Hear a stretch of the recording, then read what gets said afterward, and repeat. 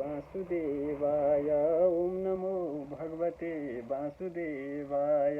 राधे कृष्ण भक्तजनहरू, मेरो प्यारो मित्रहरू, हजुरहरूलाई आज म मासु खान कतिको जायज छ, अरूको हत्या गर्नु कतिको जायज छ भन्ने विषयमा मेरा मनका तर्कहरू बताउन गइरहेको छु।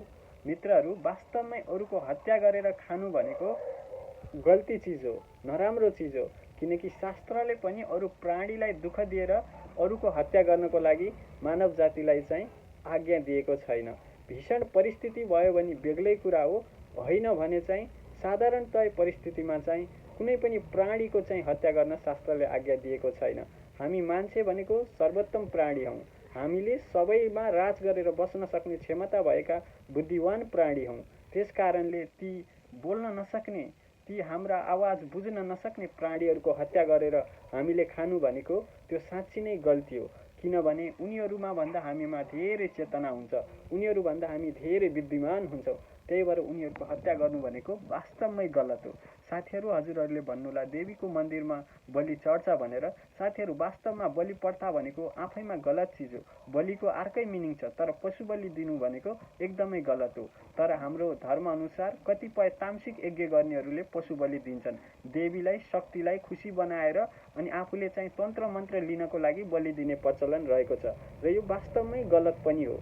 साथीहरू, अब हजुरहरूले भन्नुहोला सिंहले खान्छ, बाघले खान्छ, कि उनीहरूलाई पाप लाग्दैन भन्नुहोला। उनीहरूको खाना नै त्यही हो। भगवानले उनीहरूको प्रकृति र इकोसिस्टम बनाउँदा नै त्यही किसिमको बनाइदिनु भएको छ, र उनीहरूमा चेतना पनि छैन कि अर्कोलाई माया गर्नुपर्छ, अर्कोलाई बचाउनुपर्छ भन्ने चेतना उनीहरूमा छैन। उनीहरू के हुन्? जनावर हुन्। तर हामी त जनावर होइन, हामी मान्छे हो।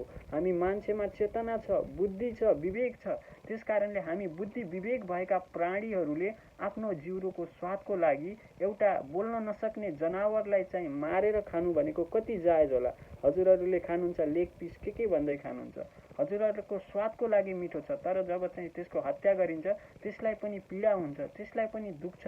त्यस कारणले साथीहरू, वास्तवमै जनावरको हत्या गर्नु भनेको गलत छ। आफ्नो स्वादको लागि, आफ्नो भोजनको लागि हजुरहरूले कुनै पनि प्राणीको हत्या नगर्नु होला भन्छु म।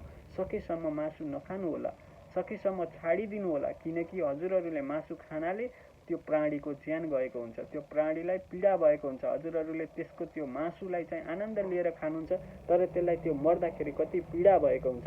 त्यस कारणले शाकाहारी भोजन खाउँ, स्वस्थ रहौँ, योग गरौँ, भगवानको नाम निरन्तर जप गरौँ, सकेसम्म प्राणीहरूलाई सेवा गरौँ, प्राणीलाई चाहिँ सुख बाँडौँ। त्यसैमा हाम्रो कल्याण छ। राधे राधे, हरे हरे।